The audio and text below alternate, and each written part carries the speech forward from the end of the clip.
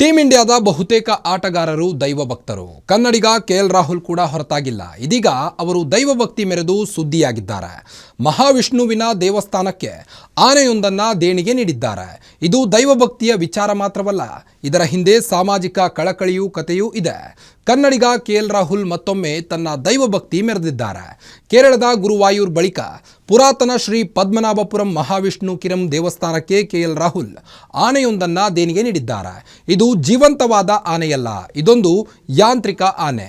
ಪೇಟಾ India ಸಂಸ್ಥೆ ಇದೆಯಲ್ಲ, ಅದರ ಜೊತೆಗೂಡಿ ಯಾಂತ್ರಿಕವಾದ ಆನೆಯನ್ನ ದೇವಸ್ಥಾನಕ್ಕೆ ರಾಹುಲ್ ಉಡುಗೊರೆಯಾಗಿ ನೀಡಿದ್ದಾರೆ. ಕೃಷ್ಣ ಜಯಂತಿಯಂದು ಈ ಆನೆಯನ್ನ ಉಡುಗೊರೆಯಾಗಿ ನೀಡಿದ್ದು, ಇದಕ್ಕೆ ಪದ್ಮನಾಭಪುರಂ ಪದ್ಮನಾಭನ್ ಎಂದು ಹೆಸರಿಡಲಾಗಿದೆ. ದೇವರ ಮುಂದಿನ ಉತ್ಸವಗಳಲ್ಲಿ ಜೀವಂತ ಆನೆಯ ಬದಲು ಈ ಯಾಂತ್ರಿಕ ಆನೆಯನ್ನ ದೇವಸ್ಥಾನದ ಆಡಳಿತ ಮಂಡಳಿ ಬಳಸಲಿದೆ. ಆನೆಯನ್ನ ದೇಣಿಗೆ ನೀಡುವ ಪೇಟಾ ನಿರ್ಧಾರಕ್ಕೆ ಕೈ ಜೋಡಿಸಿ ರಾಹುಲ್ ದೈವ ಭಕ್ತಿಯ ಜೊತೆಗೆ ಸಾಮಾಜಿಕ ಕಳಕಳಿ ಮೆರೆದಿದ್ದಾರೆ.